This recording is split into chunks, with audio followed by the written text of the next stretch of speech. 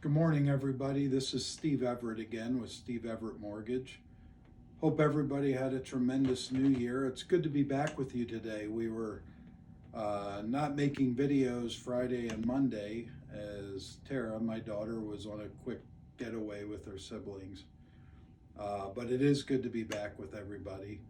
I want to talk today in our video about when, as a homeowner, or a prospective homeowner, when do you start the process of the finance?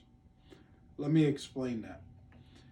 If you're looking to buy your first home, when do you start the process of obtaining financing for the purchase of the new home?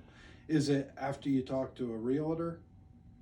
Is it the day you sit in office of the broker? And in the office doesn't necessarily mean physically in the office. It can be a phone call. Everything's electronic today. It is very challenging in the current world if you try to start everything and get up to speed quickly in an efficient process. I always tell my clients, start ahead. Talk to your mortgage professional 30 days maybe before you're ready to start shopping for a house, so you can find out what documents you're going to need to qualify your income, your assets that you're going to use for closing, to have your credit verified and checked to make sure there's nothing there that'll hurt you. Now remember, Credit Karma and an actual credit pool don't always match. Don't put all your hope and dreams on Credit Karma because it could disappoint you. Talk to your credit professional in advance so you can be made aware of what you need to have ready when you're ready to get started. Then during those 30 days, my clients would send me pay stubs, W-2s, maybe tax returns, verification of earnings from their employer, maybe documentation on a bankruptcy that needs to be provided. Anything that needs to be done is done way in advance. Now you say, why is that so important? Because you're going to have enough stress shopping for the new home. You don't want the financing to add to the stress level. By starting early and getting all that documentation off your plate. And now comes the magical day when you say, okay, I'm ready to get started. I'm ready to get pre-approved. All the documents are already in the hand of the loan officer. He's already verified your credit. He's already done the work of verifying the income and the assets. All he's got to do now is run your loan through an approval, which is quick, and within an hour, 2 hours, you have a pre-approval letter to submit to your real estate agent. This is so good for you, the buyer, and it's tremendous for the real estate agent because they know they're working with a client who's committed to the process of actually buying a home.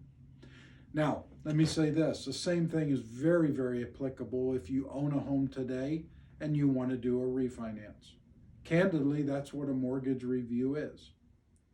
Last week, we talked about a mortgage review, sending a statement over. That's where it starts. First of all, does it make financial sense? We have a responsibility as a loan officer of net tangible benefit. We're not to do a mortgage for a client when there's no tangible benefit financially to make that transaction justified financially for you. A mortgage review is A, where we identify what your goals are, and B, does it make financial sense to do that? More often than not, if you're dealing with someone ethical, with integrity, they're going to tell you the truth. But if you started in advance, I want to prepare you here. They may tell you some things you've never thought of. They may give you ideas of how you can do some things when it pertains not just to the mortgage, but it may overflow into the entire finances of the home to make things run more efficiently for you. Don't be surprised by that. A good loan officer is going to think outside the box of what would I do if I were to walk in your shoes, and they'll give you ideas. Now, it's a buffet. You can pick and choose off that buffet what you want. You can say, I like your idea, but no, I don't want to do that. Or you may have a different idea, and we'll find the best solution. At that time, the loan officer would say, okay, here's what it would look like if we move forward on this option, and here's the documentation we're going to need. Right now, in a refinance, typically a loan is closing in 14 to 21 days, tops. That includes an appraisal. On a purchase, it all starts, first of all, 2 approvals. One is on the buyer. That all starts with the pay stubs, W-2s, bank statements, etc. And then there's a second approval. That comes when there's a signed purchase agreement. Okay? From the signed purchase agreement to the close, on average, is typically 14 to 21 days. You don't have to remember all the timelines. All you have to do is work with a professional who has your best interests in mind.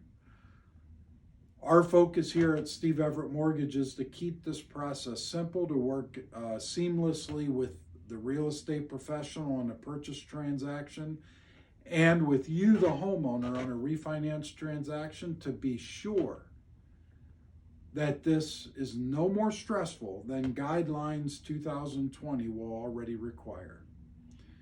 I encourage you to click on the link below and visit our website and our Facebook page, and sign up for our mailing newsletter, etc. Stay in touch with us here at Steve Everett Mortgage. We may not ever do a mortgage for you, but these videos, I think, are going to bring some excellent tools for you to help you in the process. Remember, we're licensed for Michigan and Pennsylvania.